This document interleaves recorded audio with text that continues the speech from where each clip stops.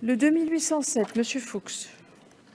Madame la ministre, c'est un amendement qui n'a pas été discuté en commission et qui vise à compléter un dispositif fixé à l'article 10 de la loi Grenelle II.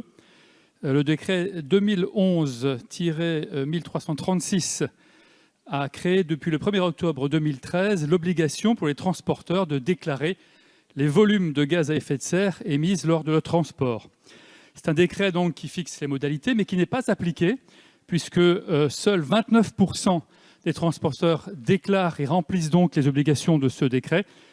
Un rapport réalisé par l'ADEME de 2014 à 2017 est très éloquent. Il démontre que 75% des transporteurs ont cette information à leur disposition, mais seuls 29% des entreprises appliquent donc le dispositif et informent leurs donneurs d'ordre.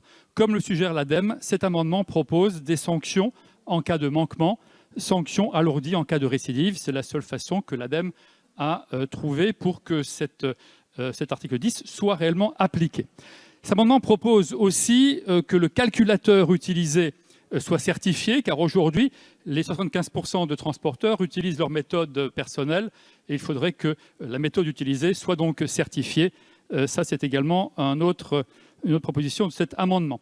Enfin, deux autres propositions dans cet amendement, qui est très complet, puisque aujourd'hui, le décret 2011-1336 a été modifié par un décret de 2017, assez bizarrement, qui exclut les marchandises à l'exportation et à l'importation. Donc cet amendement propose de rétablir les dispositions de l'article 10 de la loi Grenelle II aux marchandises importées et exportées. Enfin, les flottes en propre des entreprises échappent, sans raison là encore, à l'obligation de déclaration. Ainsi, les propriétaires de moyens de transport ne sont pas alertés par les émissions et ne peuvent pas donc s'améliorer. Cet amendement rétablit donc cette incohérence. Amendement très complet donc, qui s'appuie sur une étude d'impact de l'ADEME.